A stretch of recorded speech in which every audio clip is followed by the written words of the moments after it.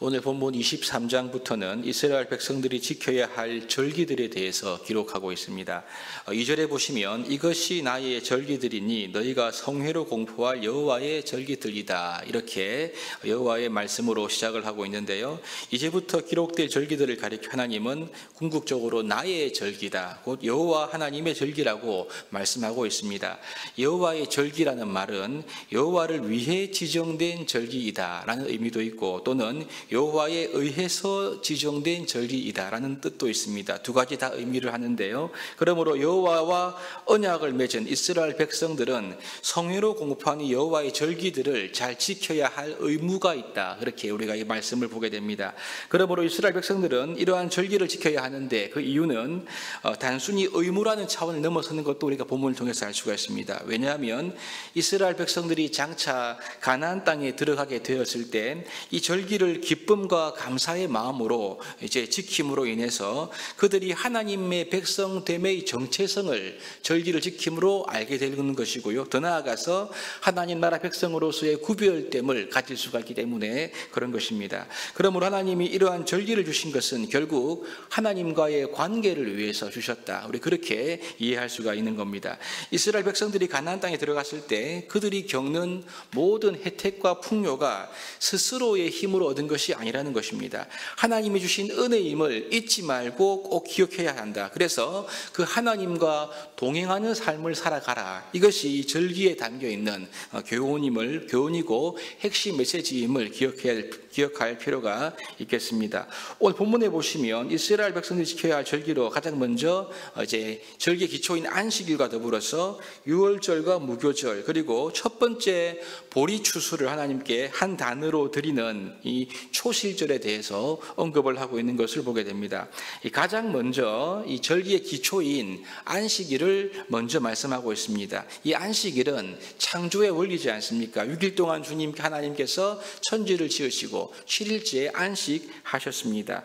모든 절기의 기초일 뿐 아니라 이스라엘 백성들이 이방인과 구별되는 가장 확연한 것이 바로 이 안식일, 이것이 기본적인 규례입니다. 3절에 보시면 엿새 동안은 일을 할 것이요 라고 말씀하는데요. 신약의 기록에 보면은 일하기 싫거든 먹지도 말라 이런 말씀이 있지 않습니까? 그래서 사실 성경은 일을 아주 중요하게 여기는 것을 우리가 보게 됩니다. 그런데 이 무조건 쉬는 것이 아니라 이제 엿새 동안에는 일을 해야 할 것을 분명히 말씀을 하고 있습니다. 그러므로 이 안식일이 가치가 있는 이유는 그들이 일할 수 있기 때문임을 우리가 깨달을 수가 있는데요. 그러므로 일을 하는 것도 하나의 은혜인 것입니다. 일을 할 수 있는 건강, 일할 수 있는 여건, 그리고 환경이 모든 것들이 다 하나님으로부터 온 은혜가 아닐 수 없습니다. 그러니 일만 하고 또 일에만 빠져서 일 중독이 되는 것이 아니라 일의 만족에만 도취되어 있는 것이 아니라는 것입니다. 그래서 안식일을 지킴으로써 우리에게 일을 주시는 분, 그리고 이를 통해 기쁨을 주시고 일을 할 수 있는 능력을 주시는 그 하나님을 기억하고 안식일을 지켜 쉬면서 그분을 생각하고 예배하라. 이것이 하나님과의 관계에 우리의 기초가 될 수가 있기 때문에 이렇게 말씀을 하고 있는 겁니다. 이 말씀은 사실 실질적으로 보신다면요, 안식일은 사실 노동자들에게는 굉장히 필요한 조치였습니다. 부한 사람들이나 여유가 있거나 높은 사람들은요, 자기가 원하는 시간에 쉬지 않습니까? 하지만 아래층에 있는 노동자들, 특별히 노예들은요, 그렇지 못했습니다. 이들에게는 쉴 수 있는 시간을 공식적으로 확보될 수 있는 것이 안식일인 거죠. 그러므로 이 제도는 약자를 위한 하나님의 배려라고도 볼 수가 있겠습니다. 십계명에 보시면 안식일을 기억하여 거룩하게 지키라고 말씀하시면서 뒤에 보시면 내 집에 남종이나 여종이나 또 심지어 가축까지 쉬어야 할 것을 하나님께서 명령하고 있습니다. 그러므로 이스라엘 공동체 안에 있는 누구든지 안식일만큼은 일을 할 수가 없도록 하나님께서 규정함으로써 약자들에 대해서 하나님이 이렇게 배려하신 이 은혜를 우리가 헤아려 볼 수가 있는 거죠. 그러므로 이 안식일을 지키도록 하신 하나님의 이 말씀은 우리 하나님께서 어떤 분이신가를 우리에게 잘 가르쳐주고 있습니다. 그 하나님의 자비로우심, 모든 약자들까지도 배려하시고 우리로 하여금 하나님 바라보게 하시는 이 하나님의 은혜를 묵상하면서 그분을 경외하고 예배하고 쉬는 날이 이 안식일임을 우리가 보게 되지요. 그 다음 절기로 유월절과 더불어 유월절로 시작하는 이 무교절을 지킬 것을 말씀하고 있는데요. 이 유월절과 무교절은 사실 출애굽과 관계된 절기가 아닙니까? 애굽에서 종되었던 이스라엘 백성들이 하나님의 은혜로 애굽에서 나와 구원받은 것을 기념하는 절기가 유월절과 무교절입니다. 오늘날로 말하면요, 예수 그리스도로 말미암아 구원받은 은혜를 잊지 말아야 한다, 그렇게 적용할 수가 있겠습니다. 특별히 유월절 다음 날부터 7일 동안 무교절을 지켜야 했는데요, 이래 동안 이들은 집안의 누룩을 다 없애고 그리고 무교병을 먹으면서 여호와께 매일 화제를 드려야 했다, 그렇게 기록을 하고 있습니다. 첫날과 마지막 날은 성회로 모이면서 아무 노동도 하지 말면서 하나님께 나아가도록 그렇게 했기 때문에 7일 동안 8일이죠. 그러니까 굉장히 큰 명절이 아닐 수가 없습니다. 가장 기본적인 이 안식일에 이어서 이스라엘 백성들이 이 유월절과 무교절을 지켜야 하는 이유는 그들이 이 출애굽의 은혜를 마음속에 항상 기억하라는 거죠. 그래서 구원받은 하나님 백성이다, 이 정체감을 잊지 말도록 하는 것이 하나님의 목적인 것입니다. 그래서 이 출애굽 사건은 이스라엘 백성들에게 가장 중요한 사건이기 때문에 그 출애굽 안에 있는 구원의 은혜를 잊지 말고 날마다 평생 묵상하도록 살라, 이것이 하나님의 의도인 거죠. 이것은 우리도 마찬가지 아닙니까? 허물과 죄로 죽었던 우리를 하나님께서 그리스도의 십자가의 대속으로 구원하셨습니다. 이 구원의 은혜와 감격을 잊지 말고 살아가야 하는 거죠. 여러분, 우리 마음속에 이러한 구원의 감격이 자리 잡고 있습니까?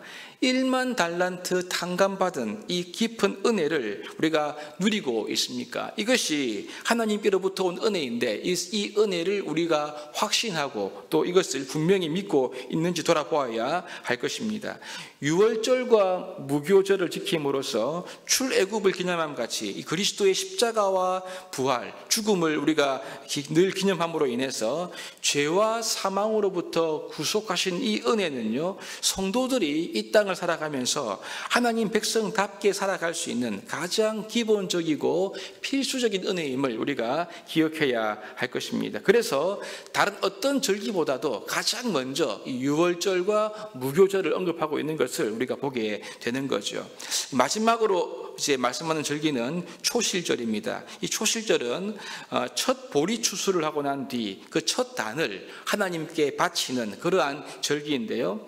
초실절에 드려진 보리 추수의 첫 단은 사실 추수, 그 해에 있는 추수 전체를 의미한다고 우리가 볼 수가 있겠습니다. 본문에 보시면 보리 한 단만 드린 게 아니고요, 여기 위에 더불어서 흠없는 순양을 번제로 드렸고, 여기에 또 더해서 기름 섞은 고운 가루 10분의 2 에바 약 4.4리터 좀 되고요, 그리고 포도주 4분의 1흰 약 1리터 0.9리터인데요, 그 정도의 포도주를 전제로 부어서 함께 드린 것을 보게 됩니다. 이스라엘 백성들은 이 초실절 제사를 드린 후에야 비로소 햇곡식으로 만든 빵이나 볶은 곡식 혹은 생으로 햇곡식을 먹을 수가 있었다고 말합니다. 반대로 말하면요, 보리 추수의 첫 단을 드리기 전에는 햇곡식을 먹어서는 안 된다, 이 의미가 여기에 포함되어 있는 거죠. 이 보리 추수는 앞으로 밀 추수로 나아가는 추수의 가장 첫 단계이기 때문에 이스라엘 백성들이 가나안에 들어가서 가장 먼저 하는 이 보리 추수를 할 때 그 중에 첫 단은 반드시 하나님께 드려야 할 것을 이렇게 말씀을 하고 있는 것입니다. 이것은 우리가 누리는 이 모든 수확과 추수의 결실이 다 하나님의 은혜임을 이렇게 인정하는 신앙 고백적인 의미가 여기에 들어있다고 볼 수가 있습니다.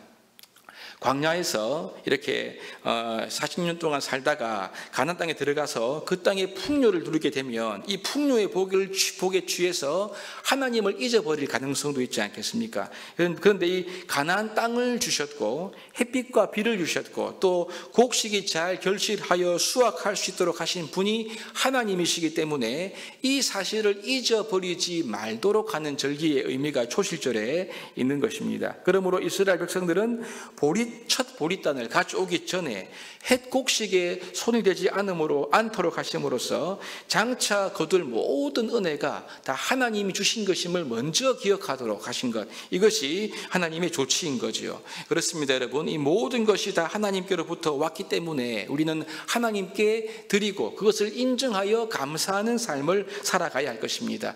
이 시작이 결국은 하나님과 동행하는 삶의 출발점이 된다는 것을 우리에게 알려주고 있는 거죠. 여러분, 그렇습니다.